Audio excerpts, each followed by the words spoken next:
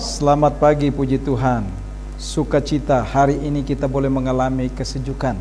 Dari beberapa bulan yang lalu kita mengalami kepanasan.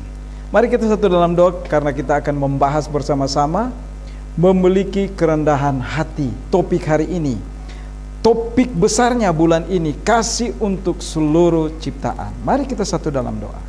Bapa, terima kasih karena kami tahu Engkau begitu mengasihi isi dunia ini dengan segala ciptaannya. Oleh sebab itu Bapa, kami tahu bahwa kasih-Mu untuk seluruh ciptaan, makhluk hidup, terutama kami manusia, ciptaan yang paling sempurna di antara ciptaannya. Oleh sebab itu Tuhan, mari Engkau mau bersama-sama mengajarkan kami. Dan biarlah Roh Kudus sendiri yang mau menuntun kami, memberikan penjelasan sejelas-jelasnya bagi kami, supaya kami pulang, kami membawa berkat, membawa pegangan, membawa satu barometer dalam hidup kami untuk hidup bersama-sama dengan Engkau dimanapun kami berada. Terima kasih Tuhan Yesus. Kehendak-Mu yang jadi Bapa, jangan kehendak kami. Haleluya, amin. Silakan duduk Bapak Ibu yang dikasihi dalam Tuhan kita Yesus Kristus. Saya ajak kita untuk membuka Alkitab kita. Kita akan baca pertama, ini sebenarnya 2 Korintus 11 ayat 7 sampai 33. Kita nggak akan baca semuanya, tapi kita akan baca dari ayat 7 sampai ayat yang ke-11, lalu kita lompat ke ayat 23 sampai beberapa ayat saja, sampai ayat yang ke-26 saja. Dan ayat-ayat selanjutnya kita akan baca di rumah. Baik, judul dan perikop yang diberikan oleh Lembaga Alkitab Indonesia, 2 Korintus 11 ayat 7 sampai ayat yang ke-11. Saya akan membaca ayat yang ke-7, ayat ke-8. Bapak Ibu kita silih berganti ayat 11. Kita lompat ke ayat 23 sampai 26. Judul dan perikop yang diberikan oleh Lembaga Alkitab Indonesia, Paulus tidak mementingkan diri. Ayat yang ke-7 dikatakan, apakah aku berbuat salah jika aku merendahkan diri untuk meninggikan kamu, karena aku memberitakan Injil Allah kepada kamu dengan cuma-cuma?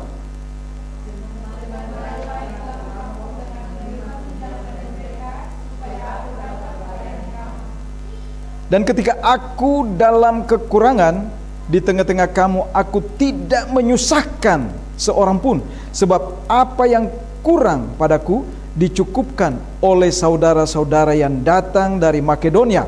Dalam segala hal aku menjaga diriku supaya jangan menjadi beban bagi kamu, dan aku akan tetap berbuat demikian.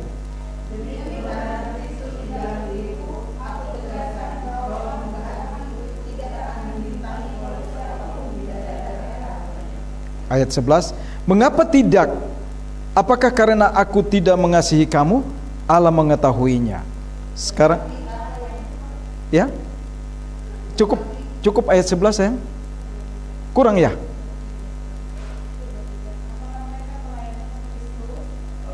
Ya.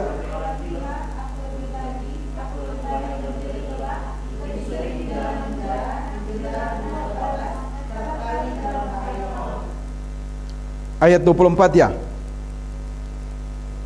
Itu tadi 23 ya.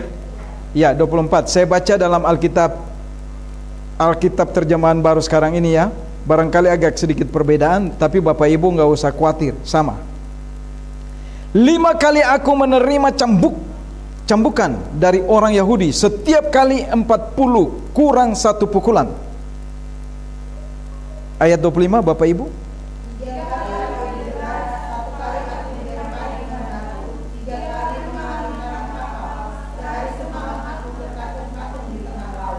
Ayat 26 kita bersama-sama. Dalam perjalananku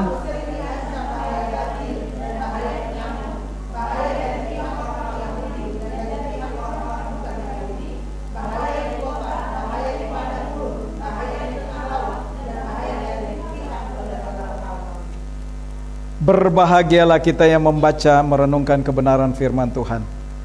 Puji nama Tuhan. Bapak Ibu, memang ada banyak orang yang suka kritik begini, kalau berkhotbah jangan suka bersaksi tentang diri sendiri. Jadi bagaimana orang bisa melihat kemuliaan Allah dalam hidup kita?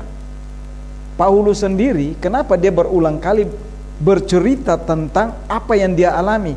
Sebab begini Bapak Ibu, Kalau orang mendengar khotbah kita, orang melihat bagaimana penerapan khotbah-khotbah itu yang kita khotbahkan dalam hidup kita sehari-hari, benar atau tidak, itu nyata. Tapi ada banyak orang yang, maaf, pengamat itu suka mengkritik.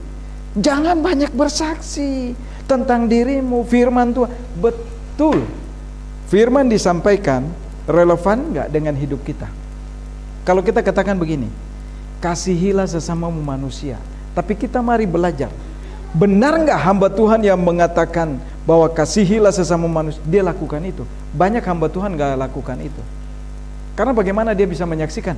Lihat dong, saya kemarin memberikan kasih kepada orang-orang di jalanan sana dengan memberikan mereka kesempatan menikmati makanan yang saya bisa menikmati juga. Ini satu relevan yang memang nyata.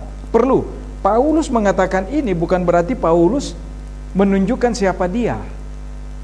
Tapi Paulus menunjukkan bahwa untuk Kristus dia rela. Sebagai warga negara yang terhormat Romawi, sebenarnya dia mendapat jaminan. Tapi apa?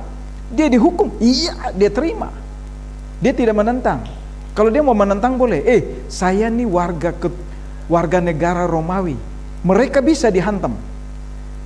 Ya, bisa mereka diadili. Tapi itu tidak dia lakukan. Tapi dia katakan apa? Demi Kristus dan demi kamu, aku dicambuk 40 kurang 1 pukulan. Jadi berapa tuh? 39 kali. Dan cambuk itu nggak main-main loh. Kalau Bapak Ibu lihat cambuk sekarang ini, barangkali kita cuma tahu tali gitu ya. Tapi kalau cambuk model dulu itu kulit sapi yang dianyam, di ujungnya itu sisa-sisa dari kulit anyaman itu masih panjang. Jadi waktu dicambuk itu sakit. Baru yang ekor-ekornya ini kena lagi. Waduh, itu biasanya maaf kata, aduh, minta ampun. Tapi Bapak Ibu, saya tidak panjang lebar di sini. Paulus menghadapi tuduhan palsu bahwa dia bukan nabi, raja dan sebagainya. Tapi saya mau katakan begini, ini juga yang kadang-kadang terjadi dengan kita. Orang mau katakan apa dengan kita, mari kita lebih baik sama seperti Paulus, berjalanlah. Anjing menggonggong, kafilah berlalu. Kalau orang katakan begini, Yesus bukan Tuhan, kenapa kamu harus percaya? Ya, itu untuk orang yang mengatakan. Tapi untuk kita orang percaya, yes, dia satu-satunya Tuhan. Ini yang Paulus alami. Dia menghadapi tuduhan bahwa dia adalah rasul palsu.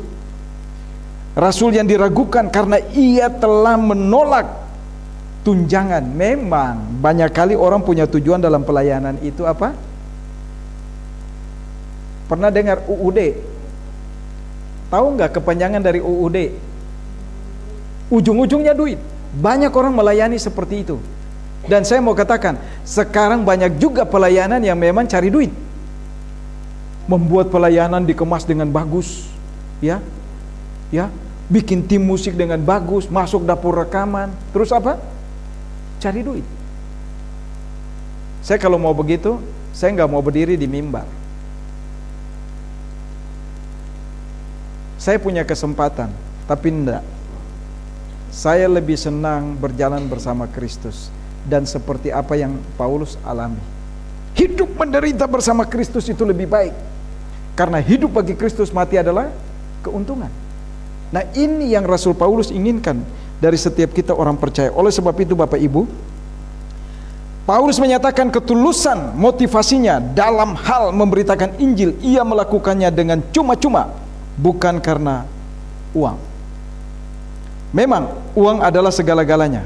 Bapak Ibu, uang kita butuh enggak? Uang alat tukar kita butuh. Tapi jangan takut. Kalau hidup kita ini punya tujuan untuk cari uang, sia-sia. Uang itu akan menguap.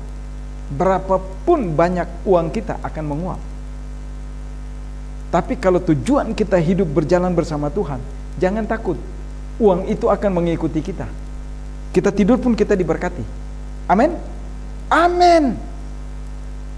Jangan sampai amennya pergi dari sini ya. Amin masih ada di sini. Amin itu berarti ya dan benar, itu kata amin. Jadi waktu kita amin itu ya, benar. Itu kata amin. Oleh sebab itu Bapak Ibu, saya ingin untuk kita melihat, saya tidak perpanjang-panjang. Tapi yang pertama, memiliki kerendahan hati dari firman Tuhan di atas ada beberapa hal yang perlu kita pelajari. Yang pertama kita lihat ya, yang pertama kita lihat di sini, untuk memiliki sikap kerendahan hati, punya kerelaan untuk keberanian mengakui kesalahan. Kenapa? Kita harus berani. Saya kalau punya salah, saya kasih tahu saya salah. Kita mesti berani. Paulus dia katakan apa? Saya ada di sini bukan karena saya mau, tapi karena tujuan hidup saya yang Allah bentuk dalam hidup saya untuk memuliakan Dia. Waktu bersama-sama dengan Dia, inilah tujuan hidup saya. Saya disiksa, saya didera, saya dimasukkan penjara, saya mengalami, ya, ini yang paling penting. Karena apa? Punya kerelaan untuk keberanian mengaku. Dia mengaku bahwa dia dulu adalah seorang penyamun, penjahat yang mengejar setiap pengikut Kristus, bahkan Yesus pun dia kejar. Untuk apa? Dihabiskan. Dia tahu, dia salah. Karena apa? Dia punya telinga tapi tuli. Dia punya mata tapi tidak melihat. Karena kebenaran itu buat dia tidak ada. Tapi waktu Tuhan menjamah dia, mengubah dia dari Saulus menjadi Paulus, dia berbeda.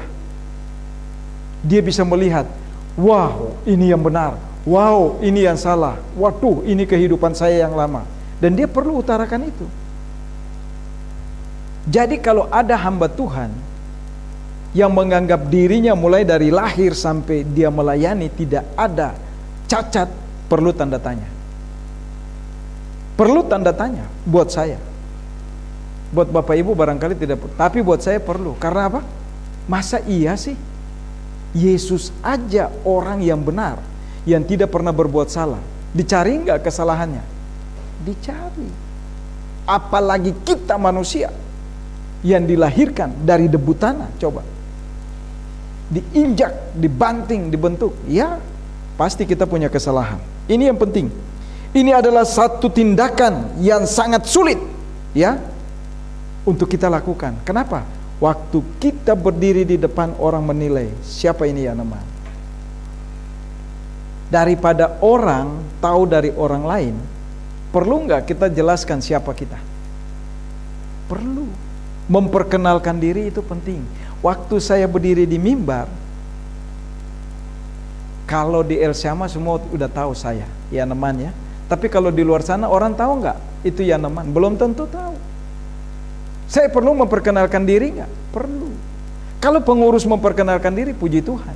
Tapi kita perlu lagi, Bapak Ibu, puji Tuhan. Kita ada di tempat ini bukan kebetulan. Tuhan menjamah saya dari yang tidak berarti menjadi berarti dan kita ketemu. Itu kan berarti. Supaya orang tahu, dia dari tidak berarti bisa jadi berarti. Apalagi kita yang sudah berarti, lebih lagi mestinya berarti daripada orang yang tidak berarti menjadi berarti.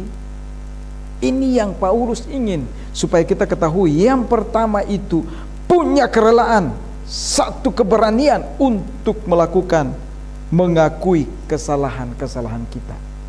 Karena ingat, Tuhan panggil siapa saja, sekalipun dia pengusaha, bisa saja dia pengusaha.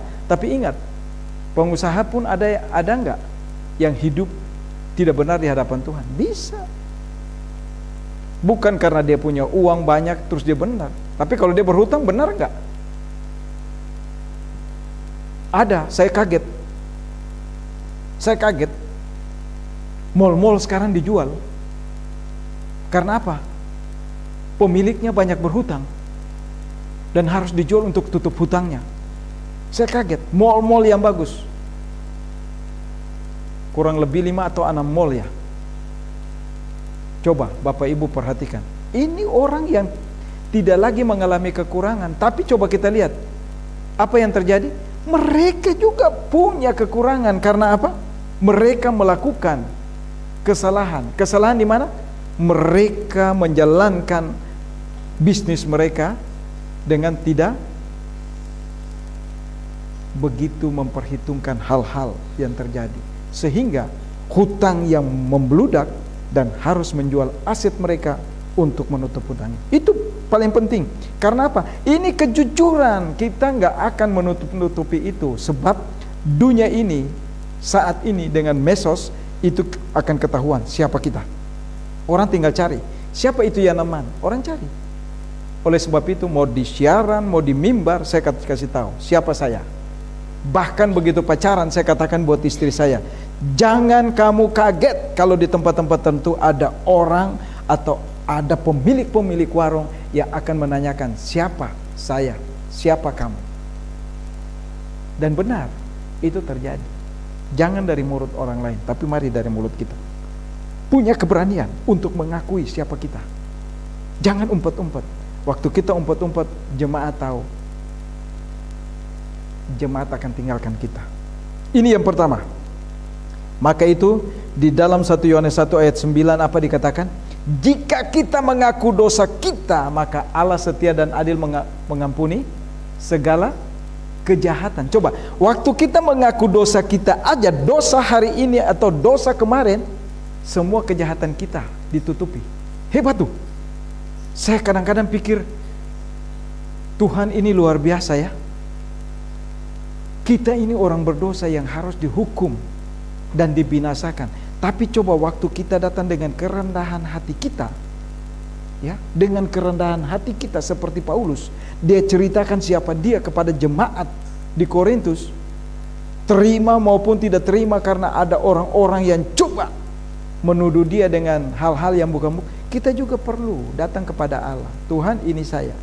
Waktu kita datang kepada Allah dengan sikap hati kerendahan kita, Allah mengampuni kita dari segala kejahatan.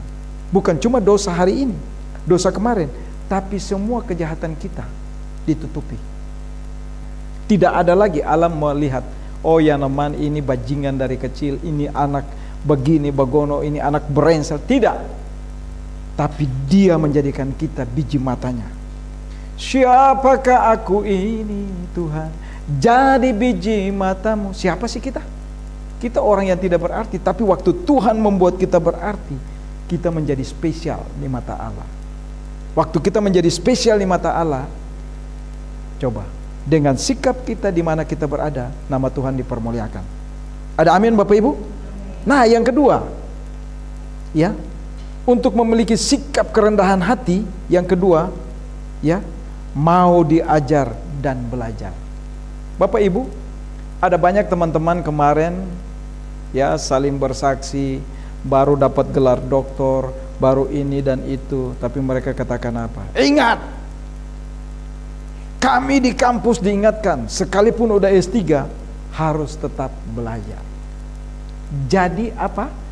Kita harus mau belajar selagi hidup kita di dalam dunia ini. Mari, setiap langkah kita belajar. Hari ini saya masih ada toh, saya masih kuat berjalan. Bapak Ibu tahu, waktu Tuhan sentil kita hari ini, kita berdiri aja bisa begini, hilang keseimbangan. Tapi kalau hari ini kita bisa belajar, bisa berjalan, bisa melompat, kita belajar. Kenapa ini bisa terjadi? Jadi hidup ini, selagi ada napas kehidupan, jangan pernah berhenti belajar.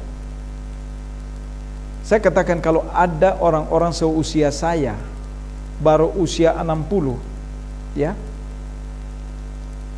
baru usia 6 tahun, gaptek. Lalu bagaimana anak baby yang baru lahir? Bagaimana dia coba anak baby yang baru lahir? Dia pegang HP, dia langsung tuk tuk tuk tuk. Bisa buka YouTube. Siapa yang ngajarin? Iya bisa. Kenapa itu terjadi? Karena kembali lagi, begitu dia biji mata terbuka, orang tua kasih HP. Bisa ya? Kalau nggak ada HP di tangan, begitu HP, saya nggak tahu kita alami nggak. Tapi saya kalau lihat anak-anak saya memang nggak sih. Cuma pernah. Dulu Telkomsel mulai pertama keluar, kami itu satu keluarga semua Telkomsel. Si Ana belum ada ya, baru kakaknya. Tapi begitu pertama bayarnya 1 juta lebih. Buset. Aduh. jantung dak dikduk juga tuh. Bisa ya? Karena anak saya begitu baru punya mainan baru, mulai tuk tak gitu kan. Waduh. Langsung kita matikan. Karena apa? Ternyata belum boleh. Wifi sekarang di mana-mana kan murah ya. Dulu nggak ada wifi, pakai kabel data. Jadi data bekerja terus, SMS tagihan gitu kan. Waduh, matikan. Padahal nomornya nomor cantik. Ya sekarang lihat aja nomor kami. Saya dan Ibu Ros itu Telkom lama. Jadi cuma 10 nomor. Nah, dulu ada lagi. Kalau saya 1039, nah ada lagi 11. Ya, kalau Ibu Ros tuh 00, ada 11. Jadi nomornya bagus-bagus, cuma ya kita matiin. Jadi 2 aja yang jalan, gitu ya. Nah, ini kenapa saya katakan kita perlu belajar. Sebab waktu kita membeli HP yang baru, perlu belajar lagi enggak? Oh enggak, sama aja, beda. Contohnya, Bang Nafe motor baru perlu belajar enggak? Memang naik sih udah ya. Tapi karakteristik ya, perlu belajar nggak? Saya lihat aja Bang Nafi mau naik aja bingung ya, bagaimana nih? Gitu ya? Ya perlu. Jadi ternyata memang ada trik-trik untuk naik. Ibu Ros aja kalau saya gonceng, bingung dia naik. Ini motor nggak salah ya? Udah dikecilin belum? Udah dikecilin. Saya bilang kalau mau dikecilin, berarti bodi kita yang harus dikecilin. Biar gampang ya. Tapi enggak, bukan berarti Bang Nafi bodinya dikecilin, enggak. Ada tekniknya Bang. Nanti kalau abang udah tahu tekniknya, enak. Dan motor gede itu enak. Di lampu merah juga kita bisa tetap diam aja, dia berdiri. Karena bannya gede. Tapi kalau bisa jatuh, berarti tanda tanya buat saya. Motornya yang salah atau orangnya yang salah? Orangnya yang salah. Perlu belajar lagi supaya jangan kita jatuh, gitu kan? Ya kalau stop ya kaki turun dong. Jangan mau kaki di atas aja. Bisa? Ya lain soal kalau motor yang mahal. Bunyi aja dia langsung berdiri. Iya kan? Nah ini, jadi proses pembelajaran itu tidak ada habis-habisnya. Siapapun kita, keahlian kita yang kita menguasai, kita pun belajar. Kalau ada orang katakan, saya udah biasa kok, kalau cuma benda-benda begini saya biasa. Ingat, semua punya karakter. Sound system ini punya karakter begini, sound system ini punya karakter begini, mic ini punya karakter begini. Jadi nggak sama. Sekarang kalau kita ikut pengembangan unik-unik. Speaker kecil tapi bisa karaoke, bisa punya mic 2, coba. Nggak perlu speaker gitu, masuk di kantong, udah jalan, acara cukup. Kenapa? Kita perlu belajar dan kita perlu tahu bahwa perkembangan zaman ini bukan lagi zaman Siti Nurbaya. Kalau Siti Nurbaya dulu gimana? Anak kamu ada nggak yang belum menikah? Anak saya belum menikah loh. Ya ayo. Zaman sekarang bisa nggak? Bang Nafi mau seperti itu nggak? Halo? Nggak ada. Sekarang bukan zaman kuda gigi besi, tapi zaman di mana anak-anak itu yang menentukan dan dia belajar. Karakter dari orang yang akan menjadi pendampingnya benar nggak? Sesuai dengan kriteria dia dengan Tuhan atau tidak? Kalau tidak lebih baik jangan. Ini yang kedua. Oleh sebab itu Mazmur 25 ayat 9 katakan begini, Ia membimbing orang-orang yang rendah hati menurut hukum, dan Ia mengajarkan jalannya kepada orang-orang yang rendah hati. Coba, ini hebat nih Allah kita. Dia mengajar. Kalau orang punya kerendahan hati, siapa saja kita punya kerendahan hati, dia akan menuntun kita, dia akan mengajar. Tapi kalau kita ego, kita sombong, aduh, itu Tuhan gak suka sebenarnya. Coba kita lihat Daud ya. Daud dipilih Allah karena apa? Dia punya kerendahan hati. Dan seumur hidupnya dia tetap ada dalam pengawasan Allah. Sekalipun dia melakukan dosa dan dia menyadari itu, dia mengaku, Allah tetap menghargai dia. Tapi ingat, dampak dari perbuatan dosanya, ya dampaknya dia harus mengalami. Sama, seorang yang mencuri ayam, dia mengaku, dia tetap menjalankan hukuman nggak? Menjalankan. Sekalipun dia sudah diampuni oleh sang pemilik ayam tersebut. Kenapa saya katakan begitu? Dulu zaman saya nakal-nakal, kami itu biasa namanya kalau malam minggu tuh renago. Bapak Ibu tahu renago?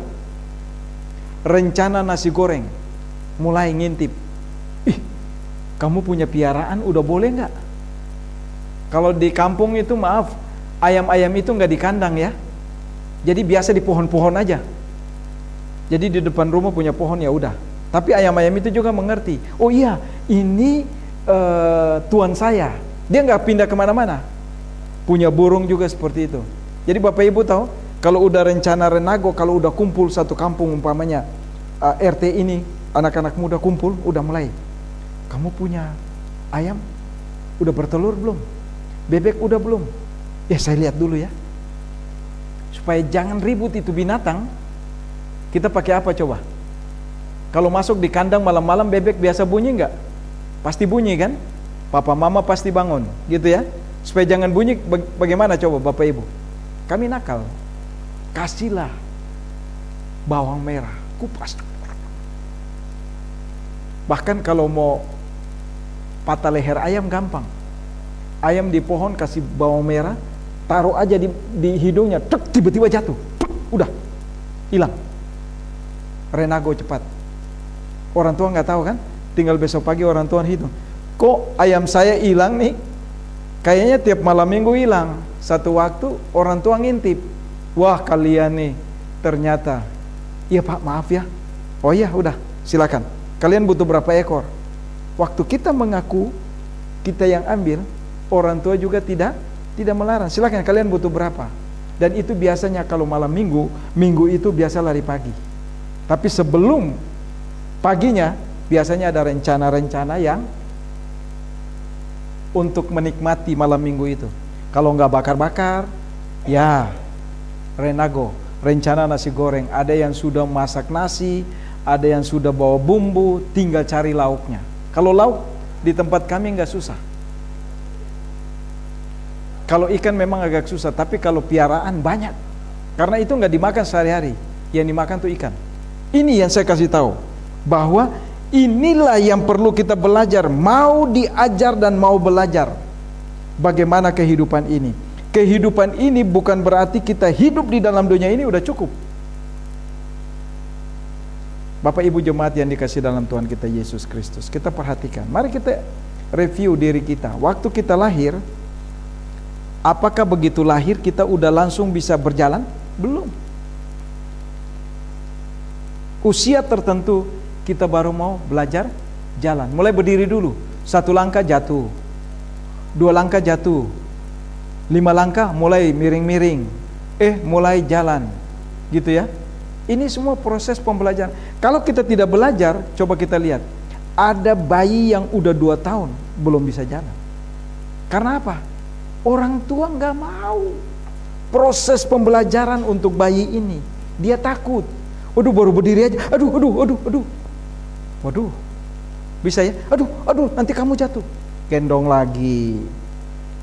Bisa jalan nggak? Lama-lama nggak bisa jalan.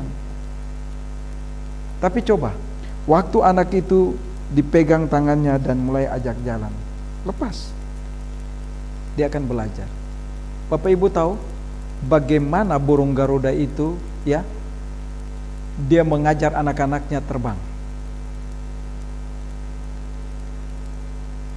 Elang itu galak untuk mengajar anak-anaknya. Jadi mereka itu punya sarang itu di pohon-pohon yang tinggi, di hutan. Kalau Bapak Ibu tahu pohon kenari itu tinggi. Itu bisa bermeter-meter ke atas. Nah itu di atas. Jadi Bapak Ibu perhatikan, kalau di karang-karang dia punya sarang di sana, anaknya itu kalau sudah pada waktunya Dia tarik anaknya dari sarang, dia lempar keluar. Mau nggak mau belajar terbang nggak? Maka itu nggak salah kalau saya ajarin orang berenang, ceburkan dirimu, tenggelamkan aja, nggak akan mati. Tapi ada yang takut, termasuk istri saya. Begitu bilang tenggelamkan, tenggelamkan, karena kata tenggelamkan dia takut. Dia pikir kapal kali ya ditenggelamkan gitu ya. Enggak.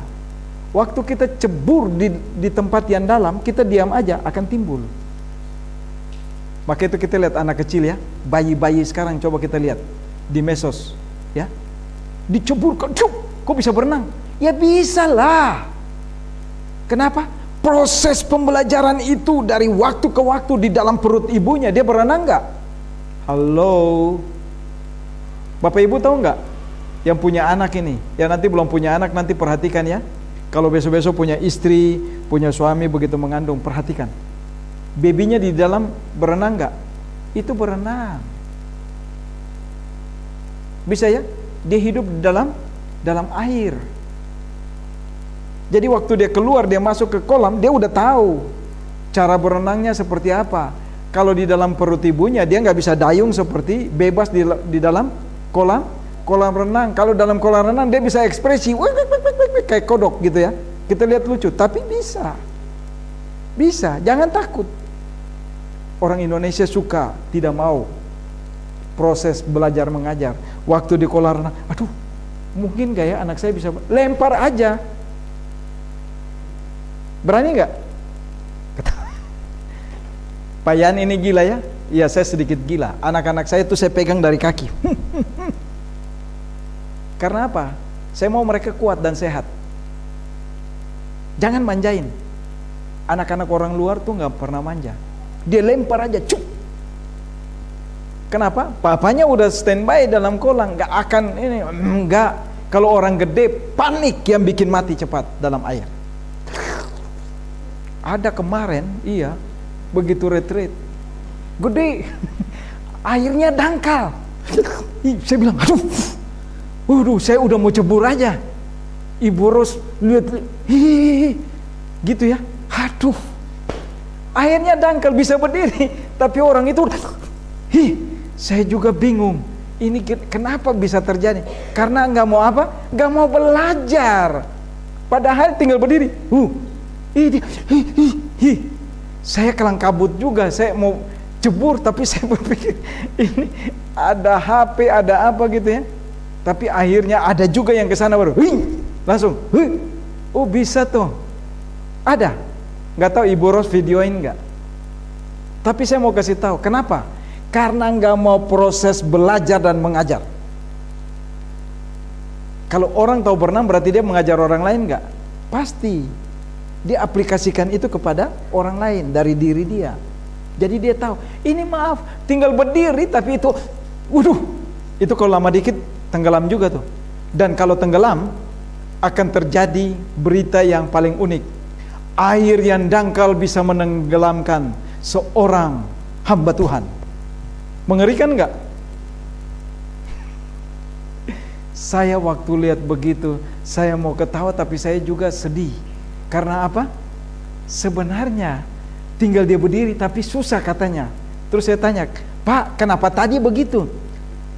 Iya, habis licin. Lah, yang lain yang lain gak kelicinan kan begitu. Ibu-ibu aja begitu, langsung berdiri kan? Tapi saya lihat ada beberapa bapak-bapak agak sedikit susah tapi bisa berdiri juga. Tapi yang ini akhirnya yang lain datang, bisa. Ternyata waktu dia mengalami hal itu dalam proses belajar mengajar, dia nggak tahu jalan pulang. Udah kehilangan arah dan tujuan hidupnya. Tapi untung begitu datang, waduh, ternyata saya selamat juga. Padahal airnya cuma selutut. Bisa ya Bapak Ibu? Bisa. Ini terjadi. Bukan cuma anak-anak kecil. Tapi mari, Paulus ingin untuk kita apa? Mau diajar dan belajar. Jadi waktu kita mau diajar dan belajar, mari kita tahu situasi keadaan sekitarnya. Kita belajar dulu, pelajari. Oh ini begini, ini begini. Yang kedua, proses belajar mengajar ini perlu terjadi dalam kehidupan kita. Oh iya, Pak Yan, ikut yuk. Ini meluncur begini, air dari atas nanti lepas begini, kita akan terjun dengan air ke bawah. Jadi seperti meluncur. Saya pikir ini orang udah kuasai. Apa yang terjadi Bapak Ibu? Begitu dia naik itu barang, ini barang yang dia naikin mental, dia terguling. Aduh, saya bilang, pecah kepala. Lah, katanya dia tahu. Bisa Bapak Ibu? Ternyata perlu proses diajar dan belajar. Jadi kalau Bapak Ibu ke satu tempat rekreasi yang bagaimanapun, meluncur dari atas, kalau ada alat, perlu perhatikan. Ingat, kalau alat itu untuk kita naikin, jangan kaki kita juga naik di alat itu, bahaya. Kalau air itu nggak deras nggak apa-apa, tapi kalau deras kita mental. Sekalipun kita pegang kencang, kita akan mental. Kenapa? Alat itu akan di depan kita dan kita di belakang. Bisa. Ini proses belajar mengajar. Kalau ada air nanti saya ajarin ya. Tapi saya nggak mau di air. Nanti Ibu Ros yang ajarin, karena dia tahu. Itu kaki musik kita, kaki itu ke depan. Alat ini kita pegang begini, tapi kaki kita ke depan. Waktu meluncur, keseimbangan itu ada. Nah, itulah proses diajar dan mengajar. Saya pikir beliau sudah kuasai. Iya Pak ya, nanti begini, kita duduk di atas, begitu air buka, kita meluncur. Buset, begitu saya lihat terguling-guling, saya bilang, Tuhan, saya nggak mau. Bahaya kepala. Iya, lorongnya kecil. Dan itu semua batu. Begitu lepas saya lihat, wah, terombang-ambing. Baru begitu selesai saya bilang, Pak Pendeta kenapa? Iya, saya cuma jaga kepala saya karena bahaya. Lah katanya tadi Pak Pendeta bilang dari atas mesti begini. Bisa Bapak Ibu? Ini yang Paulus ingin dari kita. Jadi hidup ini perlu diajar dan belajar. Jangan pernah kita katakan kita sudah hebat dan pintar. Ini yang kedua. Yang berikut, yang ketiga, untuk memiliki sikap kerendahan hati. Rendah hati itu tidak sombong. Bapak Ibu, Allah paling tidak suka kalau orang itu sombong. Apa sih yang kita sombongkan? Pakaian baru? Sepatu baru? Apa yang kita pakai kita sombong? Gak ada. Bisa saja saya punya sesuatu yang baru. Karena baru buat saya pelajari. Tapi buat orang yang sudah punya benda itu, kalau dia lihat kita false nggak? Norak nih orang. Baru gitu saja. Bisa ya? Bisa. Tapi mari, setelah itu berjalan dengan waktu, buat kita berharga nggak? Kadang-kadang kita pun main taruh begitu aja, main lempar begitu aja, acu tak acu. Tapi mari kita belajar, ya. Rendah hati tidak sombong. Tidak sombong itu berarti kita tidak selalu menganggap diri kita itu lebih penting dari orang lain. Tapi mari kita rendah hati, kita saling mendukung satu sama yang lain, merangkul satu sama yang lain. Karena kesombongan itu musuh Allah. Oleh sebab itu Yakobus 4 ayat 6 dia katakan begini, ya. Tetapi kasih karunia yang dianugerahkannya kepada kita lebih besar daripada itu. Karena itu ia katakan, Allah menentang orang yang congkak, tetapi mengasihi orang yang rendah hati.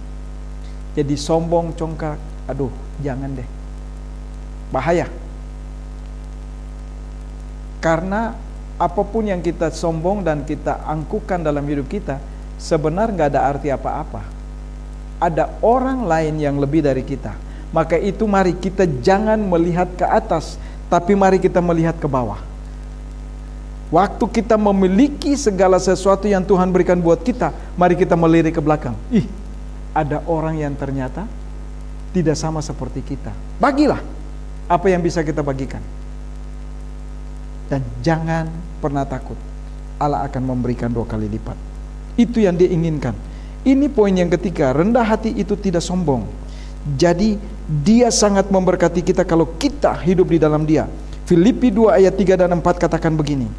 dengan tidak mencari kepentingan sendiri atau puji-pujian yang sia-sia. Sebaliknya, hendaklah dengan rendah hati yang seorang menganggap yang lain lebih utama daripada dirinya sendiri. Dan jangan tiap-tiap orang hanya memperhatikan kepentingannya sendiri, tetapi kepentingan orang lain juga. Ini yang Allah senang. Allah ingin dari kita untuk kita saling melihat. Jangan lihat ke depan. Kalau kita lihat ke depan, kita selalu merasa apa? Wah, saya harus seperti orang itu. Saya harus seperti orang itu. Gak akan habis-habis. Gak akan habis-habis. Kenapa? Karena kita ingin melihat orang jauh ke depan sana. Tapi mari kita lihat orang yang di belakang. Orang itu sama seperti kita enggak? Kalau ada orang yang masih, mari kita berbagi. Jangan kita melihat selalu ke depan dan mengejar apa yang di depan. Tapi cukupkanlah diri kita dengan apa yang ada. Ini kesombongan. Kesombongan terselubung tuh begitu. Bersaing diam-diam. Gak mau kalah dengan orang lain. Stop. Tinggalkan. Tinggalkan. Karena apa? Tapi apa yang ada pada kita itu yang lebih baik. Bersyukur bersama Tuhan. Nah, ini yang ketiga. Dan poin yang terakhir saya ingin kita untuk sama-sama mari kita buka Ulangan 8 ayat 14 sampai 18. Kita baca bersama-sama. Ulangan 8 ayat 14 sampai 18. Yang sudah dapat katakan amin. Ya, kita baca bersama-sama 2, 3, 4. Jangan engkau tinggi hati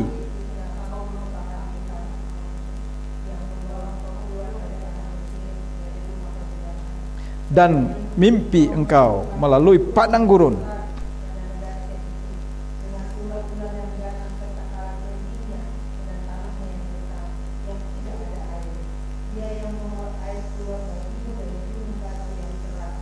Dan yang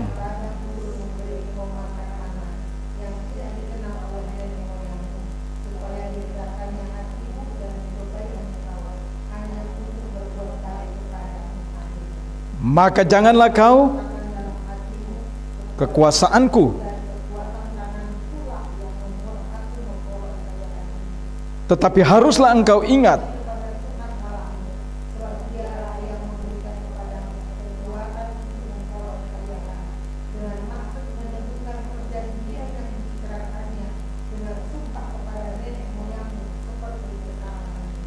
puji nama Tuhan. Bapak Ibu, sebagai penutup, saya mau ingatkan, bangsa Israel keluar dari tanah Mesir itu dibawa keluar mereka. Tapi coba, yang masuk tanah perjanjian, apakah semua masuk tanah perjanjian? Tidak. Generasi mana yang masuk tanah perjanjian? Generasi ketiga. Karena apa? Mereka bersungut-sungut, kesombongan mereka membuat mereka tidak masuk tanah perjanjian. Termasuk siapa yang bawa mereka keluar dari tanah Mesir? Musa tidak masuk tanah perjanjian. Karena apa? Angkuh, sombong. Kaleb pun seperti kakaknya Miriam, sama, mereka tidak masuk tanah perjanjian. Karena apa? Kecongkakan hidup mereka. Allah cukupkan mereka sampai di situ. Jadi tanah perjanjian siapa? Orang-orang yang memiliki kerendahan hati. Siapa pembantunya Musa yang membawa mereka masuk ke tanah perjanjian? Coba, orang yang tukang semir sepatu, orang yang mengatur kehidupannya, tapi dengan rendah hati waktu disuruh untuk menjadi mata-mata, dia sampaikan berita yang benar dan jujur. Dan apa yang terjadi Bapak Ibu? Dia yang memimpin generasi berikut untuk masuk tanah perjanjian. Jadi Allah inginkan dari kita orang percaya, waktu kita menjadi orang percaya dan hidup bersama dengan Allah, Allah tuntut dari kita kerendahan hati. Waktu kita memiliki kerendahan hati, apa yang kita mau bersama dengan Allah, Allah akan memberikan. Belum kita punya keinginan, Allah sudah tentukan. Oleh sebab itu jangan hidup apa adanya dengan keberadaan kita. Kerendahan hati itu paling penting. Mari kita berjalan bersama dengan Tuhan yang memiliki kerendahan hati lebih daripada kita manusia, sehingga Yesus itu lebih rendah sekecap daripada malaikat. Bapak Ibu tahu malaikat? Malaikat itu pesuruh kita. Dia pesuruh Allah, dia pesuruh kita, anak-anak Allah. Tapi coba, Yesus lebih rendah sekecap daripada malaikat. Untuk apa? Melayani kita manusia, dosa kita, supaya kita dibenarkan oleh Allah. Amin. Mari kita tunduk kepala dan kita berdoa. Bapa, terima kasih Engkau begitu baik. Engkau Allah yang tidak pernah tinggal diam, Allah yang terus mengajar kami dan menuntun kami bahwa kerendahan hati yang Engkau inginkan. Terima kasih Tuhan atas firman-Mu pagi menjelang siang ini. Dan biarlah Tuhan, Engkau sendiri berbicara bagi kami, supaya dalam hidup kami boleh memiliki kerendahan hati dimanapun kami berada, berjalan bersama-sama dengan Engkau, supaya lewat kami menjadi surat Kristus yang terbuka. Orang boleh melihat siapa Engkau di dalam kehidupan kami. Terima kasih Tuhan. Kehendak-Mu yang jadi Bapa, jangan kehendak kami. Haleluya. Amin. Saya kembalikan